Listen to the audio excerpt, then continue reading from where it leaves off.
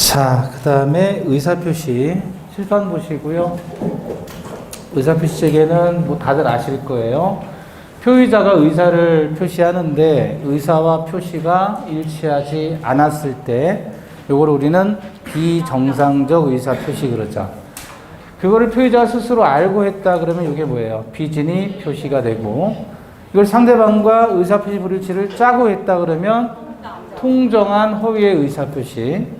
표의자도 몰랐어요. 자신의 의사표시가 다른 걸 몰랐다 그러면 차고. 그 다음에 속아서 의사표시를 했습니다. 속아서. 그것을 사기에 의한 의사표시. 쫄아서 의사표시를 했어요. 그러면 강박에 의한 의사표시를 했어요. 그래서 이제 비진의 표시는 107조, 108조, 109조, 110조, 110조. 사기 강박에 의한 의사표시는 110조 하나의 조문에서 이루어져 있습니다. 비진의와 통정 허위 표시는 무효의 영역이고요. 사고 사기 강박은 취소할 수 있다 그랬죠. 자, 진의 아닌 의사표시를 우리는 비진의 표시 그러고, 다른 말로 거짓말. 비진의 표시는 거짓말이라고 했죠. 자, 사립대학교 조교수 사건 기억나시죠? 감녀가 사립대학 조교수인데 실제로는 사직의 의사가 없어요. 그런데 사직하겠다라고 표시를 하죠. 표시는 사직하겠다. 그럼 의사 표시가 일치하지 않잖아요. 사직서 제출했다는 말은 자기가 사직하겠다라고 표시를 한 건데 실제 의사는 사직하지 않는 거잖아요. 이렇게 결국 사직서 제출했다는 말은 거짓말이라는 거죠. 사직할 의사가 없는데 무리를 일으킨 사립대학교 조교수가 자신이 사직할 의사는 없지만 사퇴 수습을 위해서 사직서를 낸 겁니다. 이랬을 때 이사회 측에서 결의를 했죠. 본인의 사직서 제출은 본인의 의사니 하는 수 없다 그래서 받아들인 경우예요. 자, 그럼 비진의 표시가 성립하기 위한 요건은 첫 번째, 의사 표시가 있고, 의사 표시 불일치가 있고, 표의자가 그것을 알고 했다. 그러면 비진의 표시가 되고, 효과는 어떻게 되죠? 상대방이 원칙적으로 유효입니다. 원칙적으로 유효고, 상대방이 비진이라는 사실을 알았거나 알 수 있었을 경우에는 무효가 되죠. 그래서 원칙이 유효, 예외, 무효이다. 이걸 기억하시고요. 여기서 진이란 특정한 의사표시를 하고자 하는 표의자의 생각을 말하는 것입니까? 아니면 표의자가 진정으로 마음속에서 바라는 사항을 뜻하는 것입니까? 표의자의 생각을 진이라고 하지 마음속에서 진정으로 바라는 사항을 뜻하는 것은 아니다. 이거 판례 기억나시죠? 관련해서 이 비진의 표시는요, 공법상 행위에 적용돼요, 안 돼요? 공법상 행위에는 적용되지 않는다. 관련해서 어떤 사건이 있어요? 공무원의 의원 면직 사건 기억나시나요? 그래서 공무원이 자기가 원한 바에 의해서 자진해서 사퇴 의사를 했을 때, 자진 면직이에요. 국회의원 그런 게 아니라 원한 바에 의한 면직이에요. 그러면 이것은 무슨 행위입니다? 공법상 행위에 해당하고, 공법상 행위에는 민법에 관한 규정이 적용되지 않는다 그랬잖아요. 따라서 이렇게 공무원이 의원 면직하게 되면 이것은 그냥 유효로 처리합니다. 비진의 표시는 공법상 행위에 적용되지 않아요. 그럼 소송상 행위에는 적용됩니까? 안 됩니까? 소송 행위에. 역시 적용 안 돼요. 이건 소송법 적용되는 것이고 이건 공법 적용되는 것이고. 그죠? 신분행위에 적용돼야 안 돼요? 이것도 안 돼요. 신분행위는 같은 민법이긴 하지만 이거는 신분법이 따로 있잖아요. 즉 친족상속법에 따라서 규율이 되는 것이니까 총칙에 있는 비진의 표시에 관한 규정은 적용되지 않는다. 관련해서 아주 기초적인 내용이지만 다시 한번 보시면 어떤 사실을 모른다 그러면 뭐라 그래요? 선이. 알았다 그러면 과실은 알 수 있었다. 무과실은 알 수 없었다. 그럼 우리가 갑이 실제로는 사랑 안 해요. 근데 사랑해라고 얘기했으면 거짓말이죠? 사랑한다는 그 말도 거짓말. 그 노래 있잖아요. 예? 거짓말. 그랬을 때 상대방은 그 거짓말에 대해서 안 경우와 모르는 경우로 나눌 수 있죠. 거짓말을 알았을 때, 몰랐을 때 둘 중에 하나죠. 거짓말하면. 근데 모르는 경우도 나누어서 거짓말임을 알 수 있었던 경우도 있고 알 수 없었던 경우도 있죠. 그랬을 때 이거를 뭐라고 표현하는 거예요? 악의. 요거를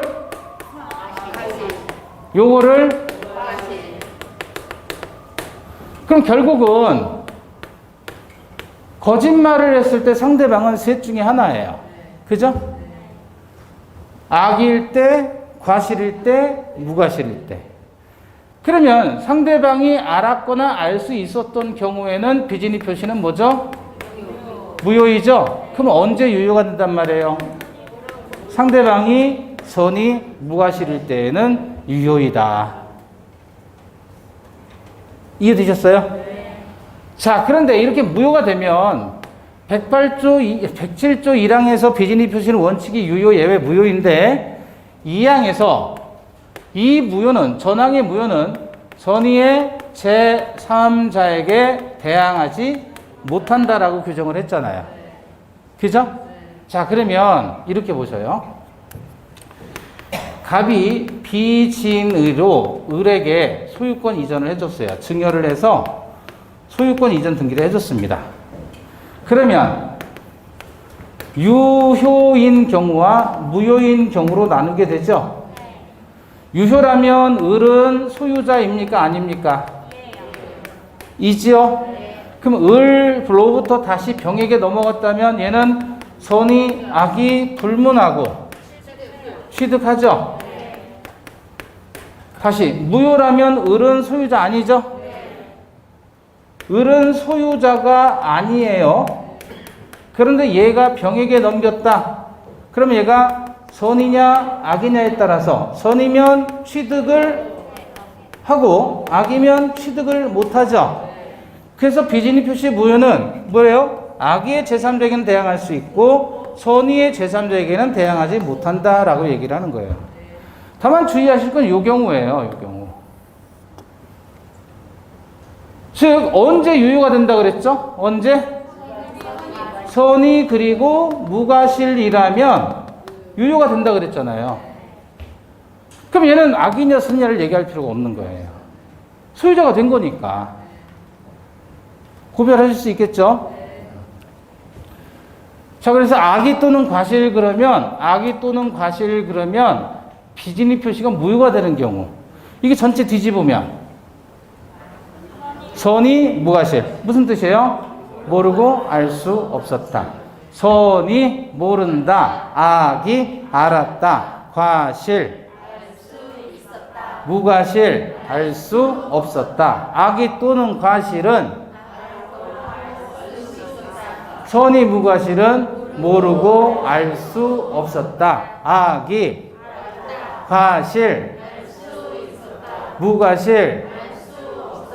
악이 또는 과실은 알았거나 알 수 있었다. 반대말은 선이 무과실, 모르고 알 수 없었다. 다 알고 계셔야 돼요. 그래서 결국은 비진이 표시를 했을 때는 원칙은 유효다. 언제? 선이 무과실일 때. 즉 과실, 무과실은 선의를 전제하는 경우입니다. 그러니까 알 수 있었다, 알 수 없었다 그러면 이거 두 개 다 얘는 선이란 뜻이에요. 그래서 과실이 있다, 과실이 없다는 건 선의를 전제로 하는 하위 개념이에요. 선의일 때 과실, 무과실이 나오는 겁니다. 악일 때는 과실, 무과실이 나올 수가 없어요. 알았는데 알 수 있었다. 그건 무슨 말이에요? 안 거지. 안 경우 알 수 없었다. 그건 또 무슨 말이에요? 말이 안 되는 말이죠. 그러니까 악이 아니면 선의인데 선의는 둘 중에 하나. 그럼 비진이 표시가 유효가 되는 건 선의, 무과실일 때 유효. 알았거나 알 수 있었을 때는 비진이 표시는 무효가 된다. 비진이 표시가 유효가 되었을 때, 즉 선의 무과실이었을 때 을은 소유권 취득하고 취득하면 병은 당연히 취득하는 거예요. 선이든 악이든. 왜? 권리자가 넘겨준 거니까. 근데 비진이 표시가 알았거나 알 수 있었을 때는 무효. 무효가 되면 을 소유권 취득 못하니까 이 경우 을은 무권리자인데 처분하게 되었으면 선의의 제3자는 취득을 하고 악의의 제3자는 취득을 못하고, 그래서 비진이 표시 무효는 선의의 제3자에게 대항하지 못한다라고 얘기를 하는 겁니다. 한 번 더 해요. 다시 비진의 표시를 하게 되면 상대방은 셋 중에 하나의 상태가 돼요. 비진의 표시 거짓말임을 알았을 때, 몰랐을 때, 몰라도 과실이 있을 때, 과실이 없을 때. 이 경우 비진의 표시는 원칙은 유효. 언제 유효? 상대방이 선의 무과실일 때. 근데 굳이 선의는 얘기할 필요가 없는 게 과실, 무과실은 선의를 전제하기 때문에 그래요. 이미 얘들은 선의예요. 그럼 비진의 표시는 언제 무효? 상대방이 알았거나 알 수 있었을 때는 무효. 그럼 비진의 표시는 언제 유효? 상대방이 무과실일 때 유효이죠. 상대방이 무과실이라면 유효이고 을은 소유자예요. 소유자니까 자기 소유권을 넘겨주는 승계 취득이니 병은 비진이를 알든 모르든 상관없이 무조건 취득합니다. 그런데 만약에 을이 악의 또는 과실이었다 그러면 비진의 표시는 무효가 되고 그럼 을은 소유권 취득 못하고 을로부터 다시 넘겨받은 병이 선이냐 악이냐에 따라서 취득 여부가 결정된다. 자, 됐다고 믿고요. 문제 보겠습니다. 그러면 17페이지 문제입니다. 갑이 진위 없이 그 소유의 X 토지를 을에게 증여하고 다시 을이 병에게 매도해서 이전 등기를 했다. 옳은 것 그랬죠. 자, 1번 갑에게 진위가 없으므로 을이 안 경우 증여계약을 취소할 수 있다. 아, 취소가 왜 나와요? 느닷없이. 그죠? 취소는 안 나오죠. 안 경우라면 뭐죠? 무효가 되죠. 2번 갑에게 진위 없음을 을이 몰랐다면 선이에요? 네. 선이인데 과실이 있어요? 네. 과실이 있으면 소유권 취득? 못하죠. 취득한다가 틀렸습니다. 3번 을은 선이이며 무과실인데 한해서 소유권을 취득하며 그쵸? 네. 이 경우 병은 악이어도 소유권을 취득한다. 을이 선이 무과실이면 소유자가 됐고 그 다음에 병은 선이 악이 얘기할 필요 없이 무조건 취득하죠. 맞습니다. 4번 증여계약이 무효일 때 비진의 표시가 무효가 됐을 때 병이 선이이고 병이 선이라면 선의의 제3자가 되는 거죠. 그럼 병 취득하죠. 다시 악의의 정의 토지를 양수했다면 이때는 선의의 병이 앞에서 있으니까 얘가 언폐물의 역할을 하는 거죠. 그럼 뒤에 가는 정은 당연히 소유권을 취득할 수 있죠. 5번 사의 경우 언폐물의 법칙일 때 병이 악이라면 병은 취득 못하죠. 선의 제3자가 아니까 악의 제3자니까 병은 취득 못합니다. 그런데 다시 선의의 정의 토지를 양수했다. 소유권 취득할 수 있죠. 왜냐하면 선의의 정도 선의의 제3자에 해당하기 때문에 이 사람 취득하는 겁니다.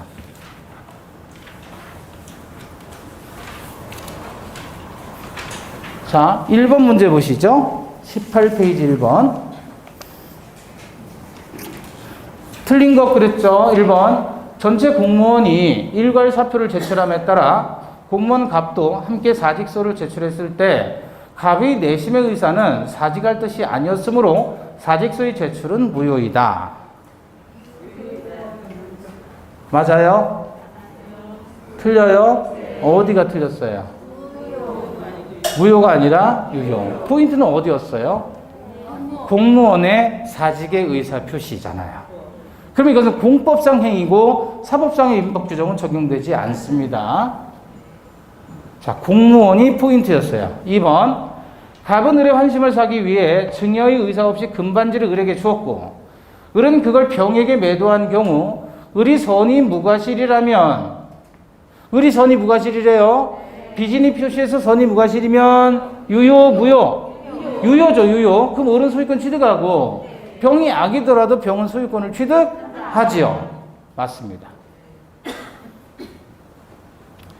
3번 갑이 강박에 따라 증여의 의사표시를 했을 때 비록 재산을 강제로 뺏긴다는 것이 갑이 본심으로 잠재되어 있었다고 해도 이는 비진의 표시이다, 아니다? 아니다. 비진의 표시가 아니다.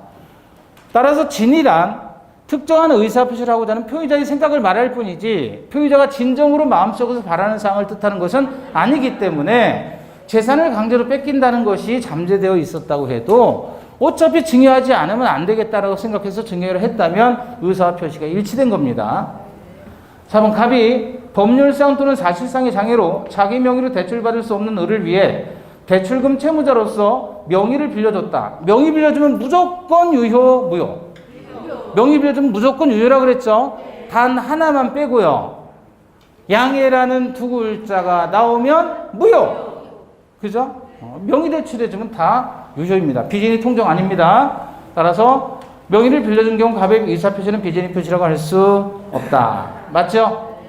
5번 비진이 표시의 무효를 주장하는 자가 상대방의 악의 또는 과실에 대한 증명 책임을 진다.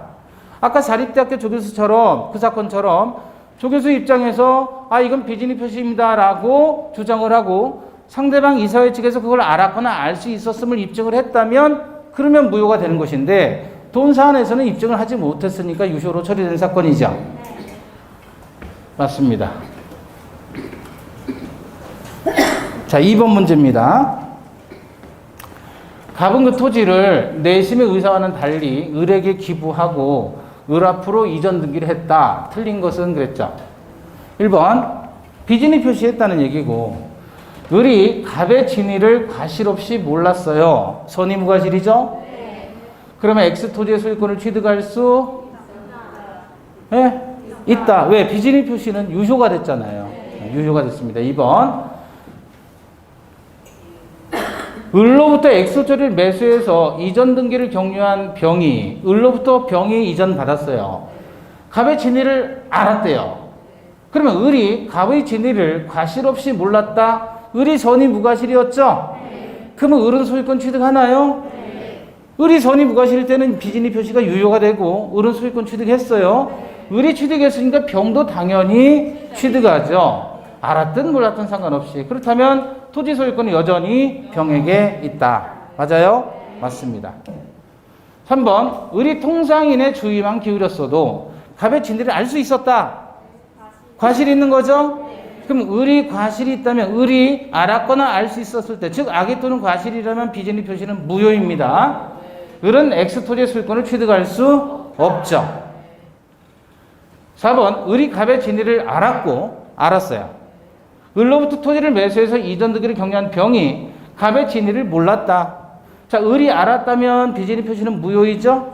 근데 그 을로부터 매수한 병이 선의예요. 그럼 얘는 선의의 재산자로서 보호되니까 병은 소유권을 취득하죠. 따라서 몰랐다면 X토지 소유권은 여전히 갑에게 있다가 아니라 병에게 있죠. 갑이 아니라 병입니다. 5번 을이 갑의 진위를 을이 알았어요. 을로부터 토지를 매수해서 이전 등기를 격려한 병이 갑의 진위를 몰랐다. 그럼 병은 선이죠? 네. 그럼 병은 소유권 취득하네요. 네. 일단 을이 알았으면 비진이 표시는 무효인 거고 을이 무효인데 취득 못했는데 병에게 넘겼을 때 선의의 제3자 병이 선이라면 취득하는 것이니까 병이 갑의 진위를 몰랐다면 갑은 병 명의 등기 말소를 청구할 수 없죠. 맞습니다. 되셨어요? 네. 좀 풀리시나요? 네. 자, 그 다음에 통정어휘 표시 보겠습니다. 칠판 보시고. 자, 갑이 집을 가지고 있고 매매 의사는 없어요. 그런데 매매하겠다라고 표시를 했어요. 그럼 의사 표시가 불일치했죠? 네. 그걸 상대방과 어떻게 했어요? 짜고 한 겁니다. 짜고 했다는 말이 통정했다는 말이 정을 통했다는 말이고 통정해서 모의했다, 통모했다. 그럼 결국 갑이 매도하겠다는 의사표시는 허위예요, 진짜예요? 허위잖아요. 그러면 허위 표시라는 점은 비진이 표시하고 같아요. 비진이 표시도 허위 표시예요. 그런데 비진이 표시는 혼자 하는 허위 표시고 얘는 짜고 하는 허위 표시이다. 그래서 비진이 표시와 통정 허위 표시는 거짓말이라는 점에서 같아요. 즉 허위 표시라는 점에서는 같지만 차이점은 짰느냐 안 짰느냐 그 차이예요. 안 짜고 하면 단독의 허위 표시, 단독의 허위 표시. 요거를 우리는 뭐라고 합니까? 비진이 표시라고 하는 거예요. 그냥 허위 표시 그러면 통정한 허위 표시를 얘기하는 거예요. 그냥 허위 표시 그러면, 그러니까 통정이라는 말은 생략해도 되지만 혼자 하는 허위 표시다 그러면 이건 반드시 단독이라는 말을 써줘야 되는 거예요. 그래야 의미가 통하니까 비진입 표시. 차이점 구별하셨죠? 그래서 갑과 을 사이에 매도 매수하겠다라고 가짜의 의사표시를 해서 가짜로 청약하고 가짜로 승낙해서 둘 사이에 매매를 했는데 이 매매는 진짜 매매 아니면 가짜로 하는 매매? 가짜 매매죠? 근데 짜라는 말은 한자에 없어요. 장으로 바꿉니다. 가장 매매라고 하죠. 그럼 가장 매매 그랬을 때 가장 매매는 허위 표시를 요소로 하는 통정 허위 표시를 요소로 하는 법률 행위로서 계약이죠. 매매는 계약이잖아요. 근데 진짜 계약이 아니라 가짜라는 계약이다. 가장 매매 그래요. 그럼 매매만 가짜로 할 수 있는 게 아니라 교환도 가짜로 할 수 있고 저당권 설정도 가짜로 할 수 있고 그죠? 임대차도 가짜로 할 수 있잖아요. 그럼 다 가장 붙이면 돼요. 가짜로 하는 매매다. 당사자 간의 효과입니다. 그런데 갑이 왜 재산을 지금 을에게 가장 매매를 해서 빼돌렸냐면 채권자가 강제 집행할 게 두려우니까 돈을 못 갚으니까 자기 재산은 꼴랑집 하나 남았고 그거는 지키려고 가짜로 매매를 해서 채권자의 강제 집행을 피하기 위해서 그래서 가장 매매를 한 거죠. 자, 이렇게 되면 가장 매매 계약은 당사자 간에 언제나 무효입니다. 당사자끼리는 그래요. 당사자끼리. 갑과 을 사이 가장 매매의 당사자는 두 사람이죠. 이 사람 사이에서는 언제나 무효예요. 언제나 무효. 두 번째, 통정 허위 표시를 했다라고 했을 때 통정 자체가 사회질서를 위반하는 건 아니죠. 그냥 거짓말을 짜고 하는 것뿐이에요. 그게 사회질서 전체의 질서를 깨는 건 아니니까 통정은 사회질서 위반이 아닙니다. 근데 우리가 사회질서 위반이었을 때는 불법원인 급여가 적용되죠. 따라서 사회질서 위반을 원인으로 급여하게 되면 반환 청구 못 하잖아요. 근데 통정은 사회질서 위반이 아니죠. 그러니까 통정은 원래 사회질서 위반이라면 불법원인 급여 때문에 반환 청구 못 하는데 통정은 사회질서 위반이 아니니까 얘는 반환 청구할 수 있습니다. 부당이득 반환 청구할 수 있고 따라서 갑이 을에게 등기 말소를 청구할 수 있습니다. 세 번째, 채권자가 대위 말소할 수도 있어요. 채권자 대위권 행사할 수 있고 아까도 얘기했듯이 채권자가 강제 집행할 게 두려워서 얘는 가장 매매를 통해서 얘한테 넘겨줬잖아요.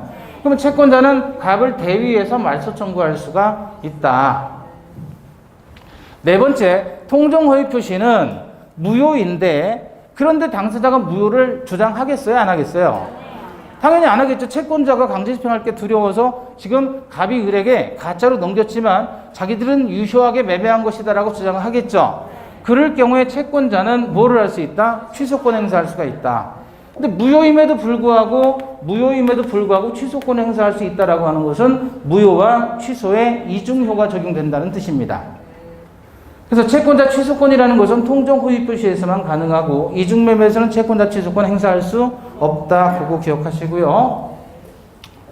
자, 제3자에 대한 효과입니다. 제3자에 대한 효과인데 갑이 을과 통정 허위 표시를 해서 병에게 다시 을이 자기가 가지고 있는 것을 기와로 원인으로 해서 병에게 그 부동산을 팔았어요. 그랬을 때 이 병이라는 사람이 선의이냐 악이냐에 따라서 효과가 달라지죠. 선이라면 병은 소유권을 취득하지만 악이라면 소유권을 취득하지 못합니다. 그래서 선의일 때 병이 소유권을 취득하니 갑은 선의의 제3자에게 대항하지 못한다라고 표현하는 거예요. 그럼 만약에 갑이 악의의 제3자다. 그럼 얘한테는 달라고 할 수 있단 말이에요. 악의의 병에게는 대항할 수 있다. 그래서 갑은 병에게는 대항할 수 있고 만약 악이라면 선의의 병에게는 대항하지 못하게 되는데 결국 선의의 병이 소유권을 취득한다는 뜻이에요. 갑이 선의의 제3자에게 대항하지 못한다라는 말은 주장한다라는 뜻이라 그랬잖아요. 무효 주장을 하지 못한다는 거예요. 설령 무효일지라도. 그러니까 그렇게 되면 을과 병 사이 매매 계약은 병이 선의일 때는 유효가 되고 이 매매 계약이 병이 악일 때는 무효가 되는 거예요. 취득을 못하니까. 이해되셨어요? 네. 그런데 병이 선의의 제3자면 취득한다면서요.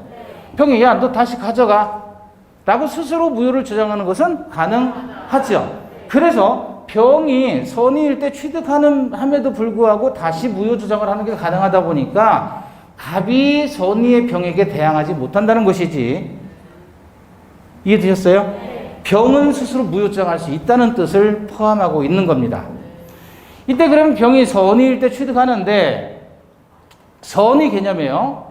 선의는 일단 세 가지가 떠오르셔야 돼요. 제3자의 선의는 추정됩니다. 여기 우리 판례예요. 그럼 추정 나오면 입증 책임이 떠올라야 되죠? 입증은 누가 하는 거예요? 일단 병은 선의로 추정이 돼요. 그럼 불리해지는 사람은 누구?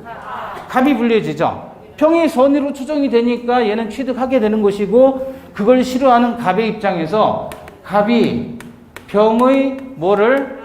악의를 입증을 해야 된다.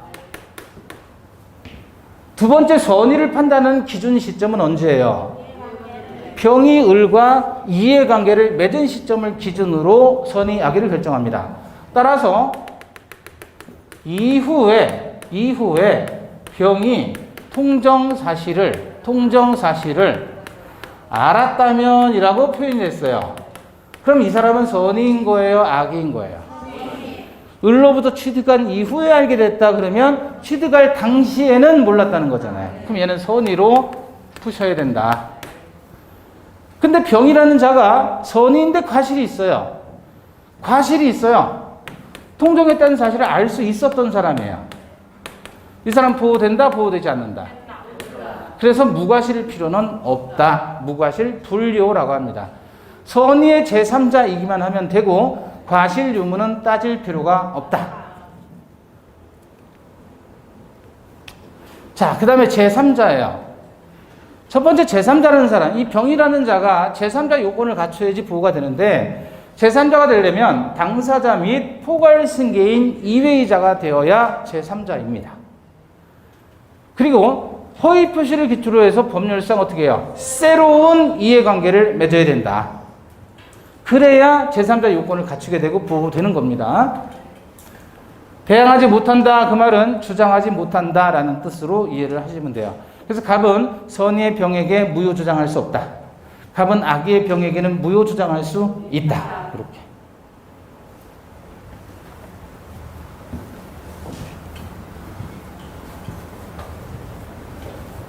푸실 수 있겠죠?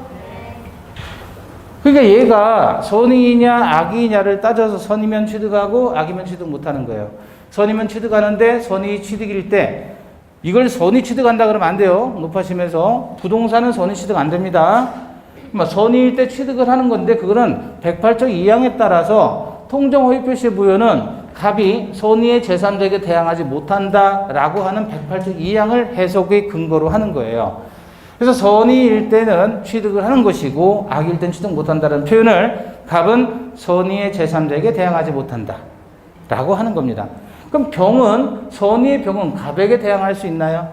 네. 얼마든지 주장할 수 있는 거예요. 자기의 취득을. 관련 문제 한번 볼게요. 자, 21페이지에 2번입니다.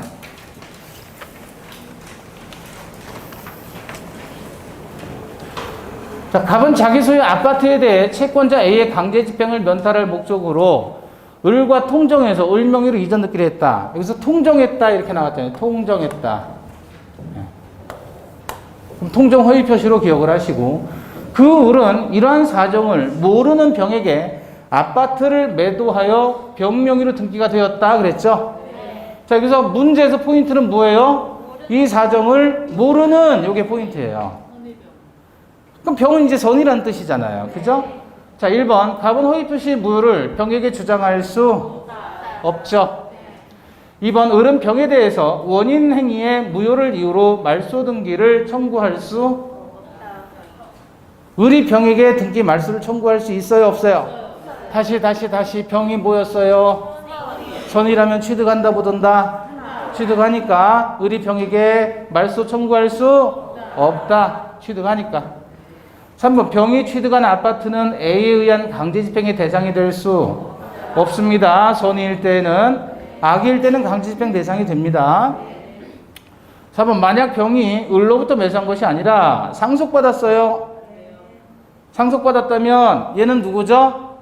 포괄승계인. 우리 제3자는 누구라 그랬어요? 당사자 및 포괄, 승계인 이외의 자가 제3자의 자격인데 상속받았으면 좀 포괄 승계인이잖아요. 이 사람은 보호된다 안 된다?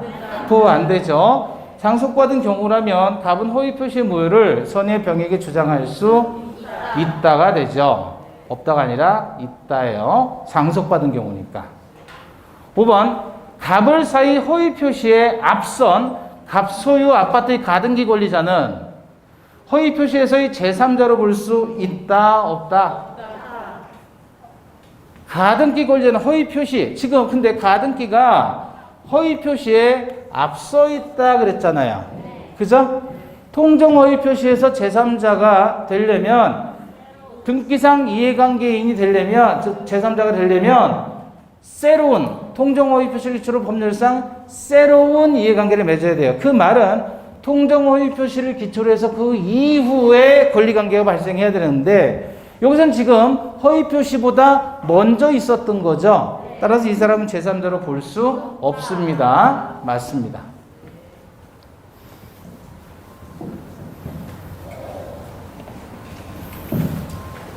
자, 4번 문제 보시죠. 갑이 자기 소유 토지를 을에게 가짜로 양도했다. 틀린 것 그랬죠. 가장 양도했대요. 갑이 을에게. 1번. 4번이에요. 4번. 갑은 을에 대해서 등기 말소를 청구할 수 있다. 가장 양도 자기들끼리는 언제나 무효잖아요. 그럼 말소 청구할 수 있죠. 2번. 갑의 채권자는 을 명의 소유권 이전 등기 말소를 청구할 수 있다. 맞아요? 채권자도 대위에서 말소 청구할 수 있다 그랬어요. 3번. 을로부터 토지를 악의로 양수한 병이다. 악의의 병이에요. 그러면 취득해요? 못해요? 못하죠? 갑은 병에 대해서 토지 반환을 청구할 수 있죠. 4번. 을로부터 토지를 선의로 양수한 병이에요. 선의의 병. 근데 얘가 과실이 있어요. 무과실은 요하지 않는다 그랬으니까 과실이 있더라도 병은 보호된다 안 된다? 된다. 따라서 갑은 병에 대해서 토지 반환을 청구할 수 없다가 되죠. 5번 3의 경우 병으로부터 전득한 3의 경우 병이 선이에요. 악이죠. 악이. 병이 악이네요. 악의의 병인데 그로부터 전득한 정이 전득 시에 선의인 경우 전득 시에 선이에요. 병이 악이라면 병은 보호 안 돼요. 근데 병으로부터 다시 넘겨받은 정이 선이라면 얘도 제3자이잖아요. 당사자는 포괄 승계인 아니니까. 따라서 갑은 정에 대해서 토지 반환을 청구할 수 없다가 되죠.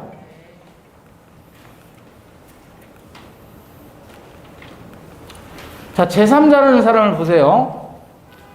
우린 제3자는 뭐라 그랬죠? 당사자 및 포괄 승계인 이외의자로서 통정 허위 표시를 기초로 법률상 새로운 이해관계를 맺어야 된다 그랬습니다.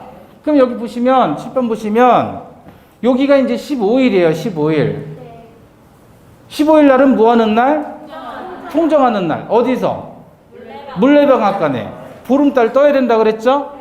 보름달 뜨면 아우 하고 어디 가요? 물레방앗간에 가는 거예요. 그래서 뭐예요? 통정하는 겁니다. 그러면 그 전날은 며칠이에요? 14일이죠? 그 다음 날은? 16일이죠? 그럼 15일 기준으로 해서 그 전에 빤스 입고요. 통정하고 또 빤스 입고 16일 날 또 빤스 입었어요. 지금 3일 연장 입고 있죠? 새로운 빤스, 들어온 빤스 이건 들어온 빤스란 말이에요. 들어온 빤스. 근데 15일 전 14일에 팬티 안 입고 있다가 통정하고 16일 날 비로소 빤스 입었으면 이 빤스가 새로운 빤스가 되는 거예요. 그죠? 요건 새로운 빤스다. 무슨 말이냐면 법률 관계가 기존부터 계속 유지가 되고 있었다면 이건 새로운 게 아니란 말이에요. 전혀. 근데 통정하기 전에는 없던 법률 관계가 통정하고 발생했다. 법률 관계가. 요건 새로운 거란 말이에요. 이해되시죠? 그래서 제3자로 보호받으려면 당사자 및 포괄 승계인 이외의자로서 통정한 허위 표시 15일을 기점으로 해서 그 이후에 법률상 새로운 이해관계를 맺어야 그래야 제3자로 보호되는 사람이다. 자, 보세요. 지금 병이 을에게 1억 원을 빌려줬습니다. 그럼 병은 채권자고 을은 을은 채무자. 이 오타에 오표시는 내용이 해로움이 없다. 그죠? 오표시 무효의 원칙. 그러면 이제 병이 을에게 돈을 1억원 빌려줬고, 병이 채권자, 을이 채무자가 됩니다. 채무자. 자, 그런데 갑이 지금 병이 을에게 돈을 빌려줬죠? 갚아라 그랬더니 을이 갚아요, 안 갚아요? 안 갚는 거예요. 갚으라고 아무리 독촉해도 안 갚아요. 그리고 배째라 그래요, 배째라. 그래서 병이 배를 확 째버린 거예요. 배째라 그래서 배를 째버렸어요. 돈 안 갚아가지고. 그럼 얘는 어디 있어요, 지금 이제? 병원에 있는 거야. 하스피털. 병원에 있어요, 병원에. 병원에 누워있으니까, 갑의 입장에서, 지금 누워있으니까, 얘 이름으로 통정허위 표시해도 요놈은 다른 사람에게 팔아먹지 못하겠구나. 아파서 누워있으니까. 그래서 갑이 어떻게 했어요? 을에게 가장매매를 통해서 등기를 넘겨준 거예요. 네? 네. 이랬을 때 이 병이라는 사람은 제3자에 해당한다, 안 한다? 네? 제3자에 해당하지 않지요. 왜냐하면 가장매매가 며칠 날 있는 거예요? 15일 날 가장매매 발생했잖아요. 그럼 얘가 채권 생긴 게 언제예요? 그 전이잖아요. 그러니까 얘는 제3자가 아닌 거예요. 이런 사람을 어떻게 표현할 수 있을까요? 네? 문장으로 표현해야 될 거 아니에요, 이 사람을. 뭐라고 해요? 가장매수인의 일반 채권자라고 표현하는 거예요. 그러니까 통정허위 표시하기 전이다, 후다 이런 말을 해주면 좋은데 그렇게 안 해준단 말이에요. 가장매수인의 일반 채권자. 이 사람은 제3자가 아닌 거예요.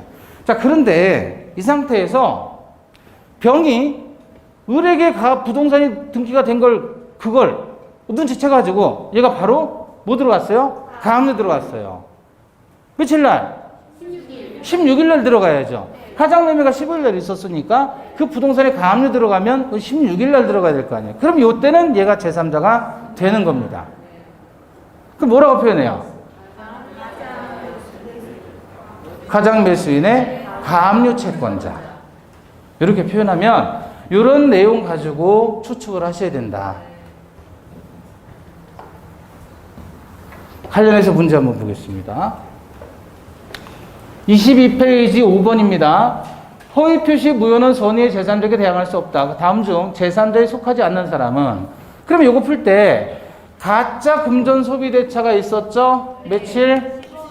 15일.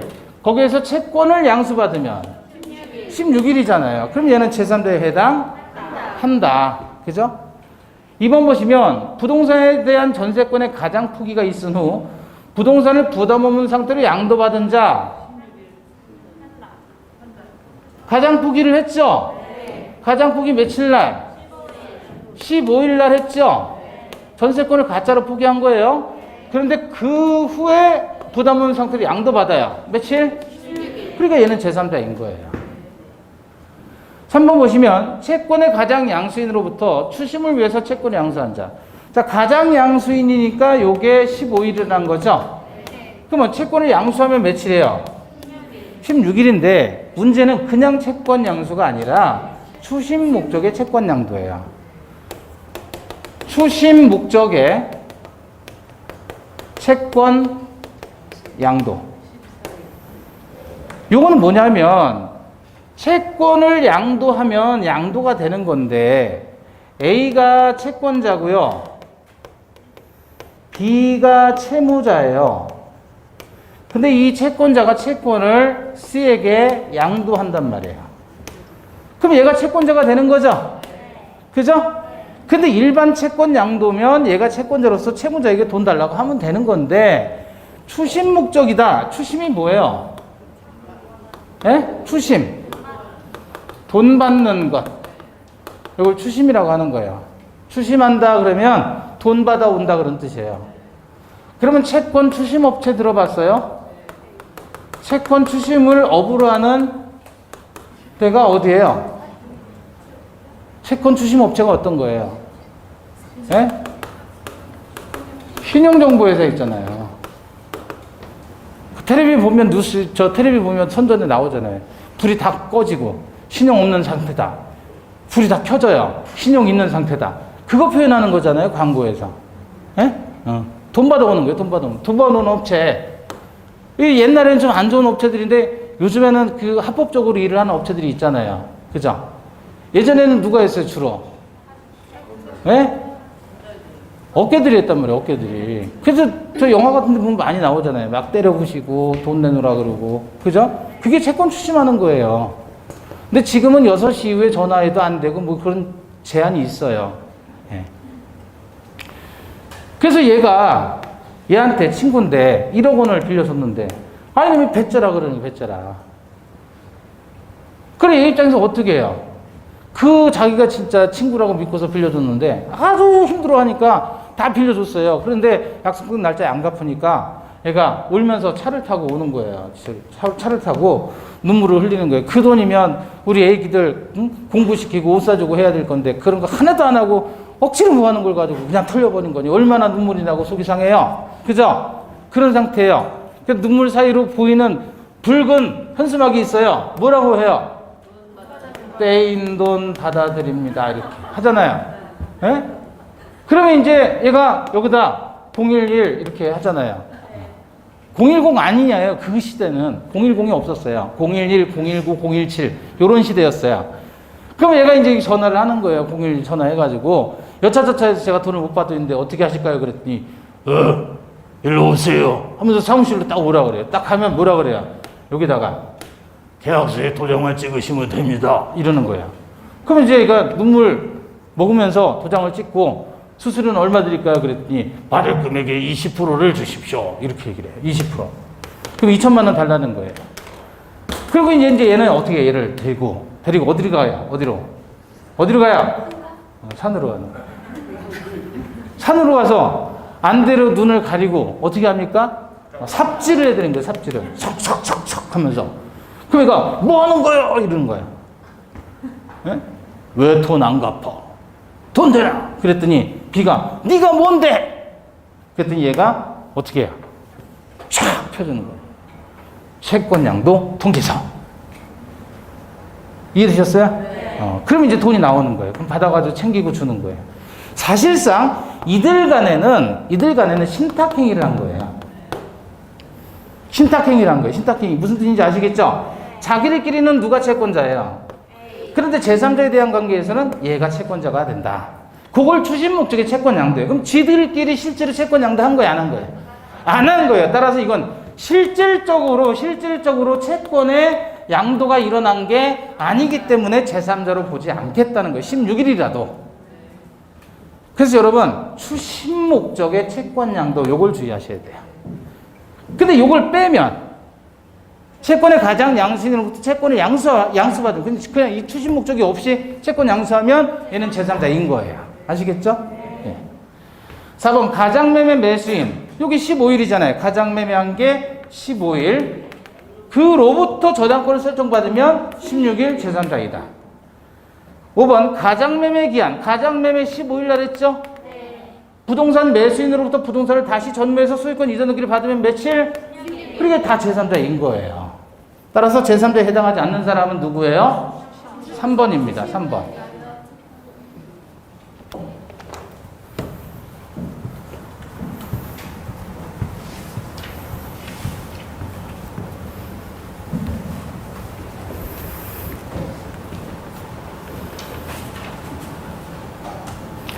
자, 그 다음에 은닉행위 사례예요. 은닉행위.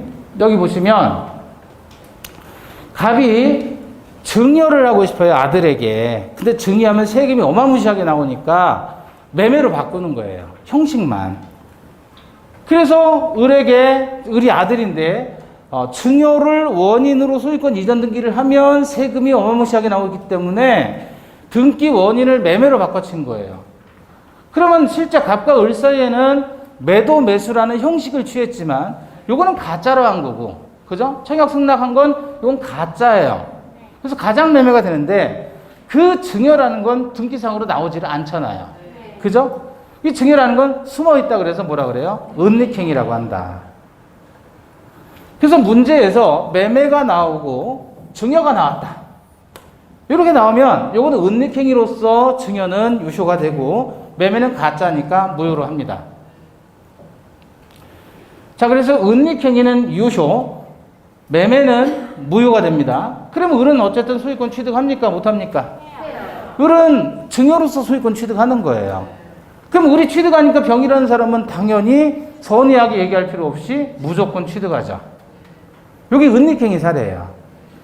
통정허위 표시보다 더 간단해요. 통정허위 표시는 저희들끼리는 언제나 무효이지만 제3자가 선이냐 악이냐에 따라서 취득하고 못하고. 그런데 은닉행위는 그냥 유효인 거예요. 증여로. 매매만 무효인 거예요. 그러니까 얘들 사이에 계약을 두 개 한 겁니다. 매매하고 증여하고. 그럼 증여는 유효, 매매는 무효. 유효니까 얘는 어쨌든 증여든 매매든 어쨌든 얘는 소유자 된 거예요. 그죠? 증여로 소유자가 됐으니까. 그러면 등기상으로는 소유권 이전 이렇게 해놓고 등기 원인은 증여로 매매로 나오겠지만 실제 등기 원인은 증여잖아요. 그렇더라도 을명의로 등기된 것은 어쨌든 증여든 매매든 이전된 거잖아요. 그래서 이 등기도 또한 유효합니다. 그래서 실제 원인과 다른 원인에 의한 등기는 유효하다. 그런 거 우리 물권법에서 공부한 거고요. 관련해서 그럼 문제를 한번 보시죠.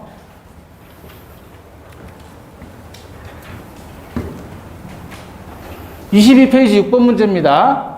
갑은 을에게 부동산을 증여하면서 다만 증여세를 회피하기 위해서 마치 을에게 매도한 것처럼 꾸며서 이전 등기를 해줬다.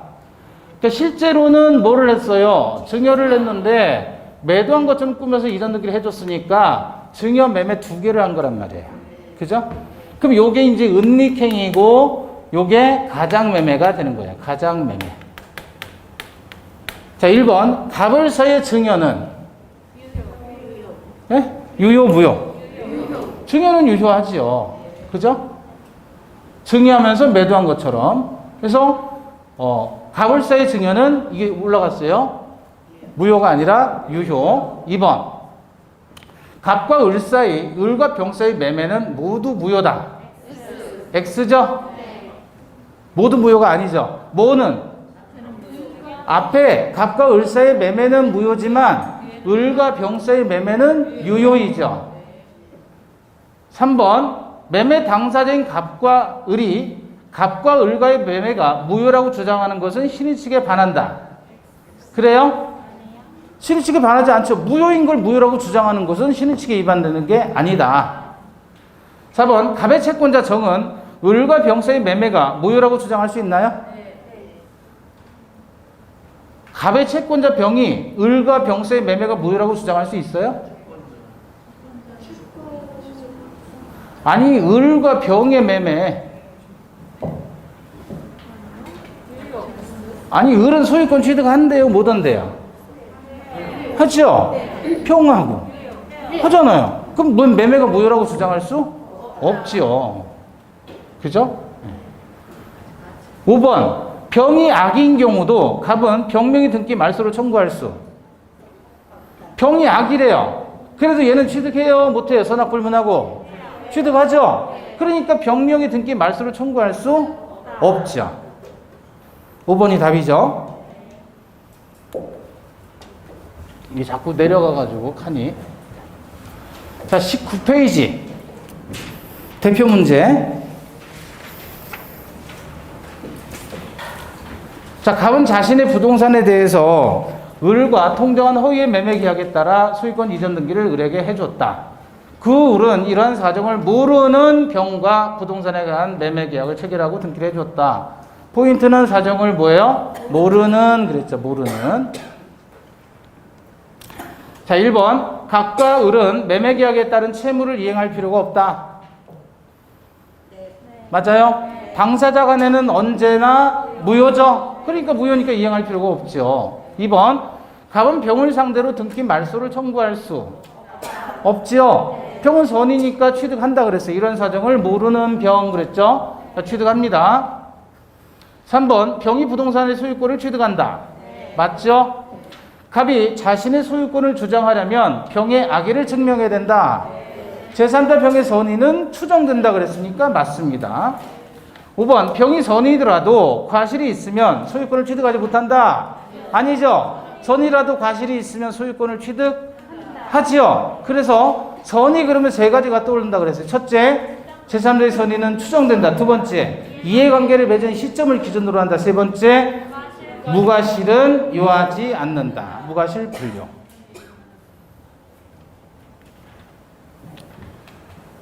자, 그 다음에 20페이지 1번. 20페이지 1번. 틀린 것 그랬죠? 1번 통정허위 표시도 채권자 취소권의 대상이 될 수 있다. 그래서 무효와 취소의 이중효라고 했던 거 기억나시죠? 2번 가장소비대차에서 대주의 지위를 이전받은 자는 허위 표시 무효로부터 보호받는 선의의 제3자가 아니다.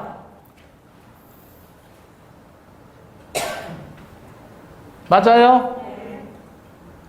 제3자가 선의의 제3자라고 보려면 제3자는 당사자 및 포괄승계인 이외의 자로서 통정허위 표시를 기초로 법률상 새로운 이해관계를 맺어야 되죠. 그죠? 그러면 대주의 지위를 이전받았단 말이에요. 그죠? 가장소비대차에서 대주의 지위를 이전받았으면 그 대주의 지위를 그대로 승계한 사람이죠. 그러니까 얘는 제3자 이해요? 아니에요? 아니죠. 새로운 이해관계가 있어야 되는데 대주의 지위를 이전받았잖아요. 그 대주의 지위는 허위 표시로부터 발생했잖아요. 그걸 이전받았다면 제3자가 아니다. 새로운 이해관계가 없어요.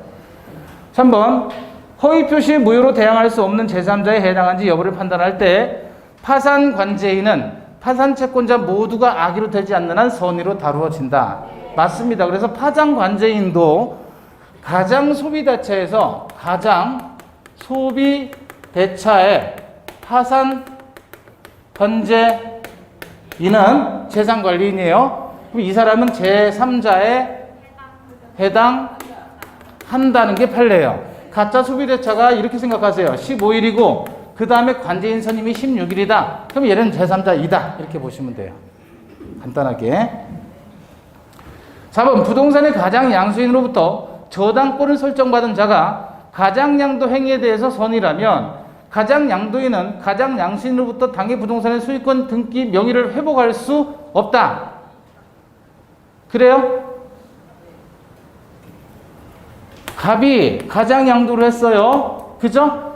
그러면 가장 양수인으로부터 병이 저당권자가 됐단 말이에요. 근데 얘가 선의라면 보호돼야 안 돼요? 보호되죠? 그러면 가장 양수인으로부터 당해 부동산의 소유권의 이전 등기를 소유권의 이전을 받을 수 있어요? 없어요? 받을 수 있죠. 대신 저당권은 보호되면서 만약에 을이 병에게 소유권을 이전했어요. 소유권 이전했다면 얘가 선이란 말이에요. 그럼 취득하죠? 그럼 얘로부터 소유권 이전이 돼요? 안 되잖아요, 그때는. 그냥 저당권이라면 소유권 이전은 얼마든지 가능하죠. 저당권 살려놓고. 무슨 뜻인지 이해돼요? 그러니까 선의의 제3자는 보호되지요. 보호되는데 이 제3자가 취득한 건 소유권이라면 을로부터 갑에게 소유권 회복이 안 되는 거예요. 얘 혼자 소유권 취득해야 되니까. 일물일권주 원칙상. 얘만 소유자인 거예요. 근데 저당권 설정이 되면 저당권은 소유권과 같이 있을 수 있잖아요. 그럼 저당권 안고 소유권 이전하면 되는 거죠. 저당권자 보호되니까. 보호되는 권리가 여기는 저당권이고 여기는 소유권일 뿐이에요. 근데 소유권이라면 이게 회복이 안 되지만 얘 혼자만 소유권 취득해야 되니까. 얘가 취득하는 게 저당권이라면 이 저당권은 보호되고 보호되면 소유권이와 같이 존재할 수 있으니까 이전되는 건 가능하지요. 그래서 4번 지문이 틀렸습니다. 회복할 수 있어요. 저당권이니까. 근데 만약에 소유권을 양도받았다 그러면 그때는 회복할 수 없죠. 소유권이라면. 선의의 제3자가 취득하는 건 저당권으로서 저당권을 취득하는 거잖아요. 소유권을 취득하는 게 아니라. 그럼 소유자가 누가 되든지 간에 얘는 저당권만 있으면 되는 거 아니에요? 전달이 돼요? 네. 그래서 4번이 틀렸습니다. 회복할 수 있습니다. 5번 표의자가 표의자의 허위 표시를 기초로 권리를 취득한 선의의 제3자로부터 다시 권리를 취득한 악의의 전득자에 대해서 허위 표시의 무효로 대항하지 못한다. 그쵸? 악의 전득자도 취득한다 그랬죠. 엄폐물의 법칙 때문에. 자, 그 다음에 3번입니다. 갑은 강제집행 면하기 위해서 을과 통모해서 그 부동산을 매매 형식을 빌려서 을명으로 등기를 마쳤고 그러한 사정을 모르는 병 그랬죠. 모르는 병 저당권을 설정해 주면서 금원을 차용했다. 틀린 것 그랬습니다. 자, 1번 갑을서의 매매 계약은 무효다. 무효 맞죠? 2번 갑은 을에게 진정 명예 회복을 원인으로 한 소유권 이전 등기를 청구할 수 있다. 맞지요? 진정 명예 회복 이런 단어 나왔다 그러면 이건 누구만 한다? 이건 누구만 한다? 소유자만 할 수 있어요. 그럼 갑과 을 사이에 어쨌든 통정허위표시 무효니까 갑이 소유자인 겁니다. 을명의로 등기됐어도. 그러니까 을명의 등기를 말소해도 되고 진정 명예 회복을 원인으로 한 소유권 이전을 청구해도 되는 겁니다. 3번 병이 과실로 가장매매 사실을 몰라요. 과실 있어요. 보호됩니까? 안 됩니까? 보호되죠? 그래서 병이 저당권은 보호됩니다. 4번 병의 저당권 실행으로 갑에게 손해가 발생한 경우 갑은 을에게 손해배상을 청구할 수 있다.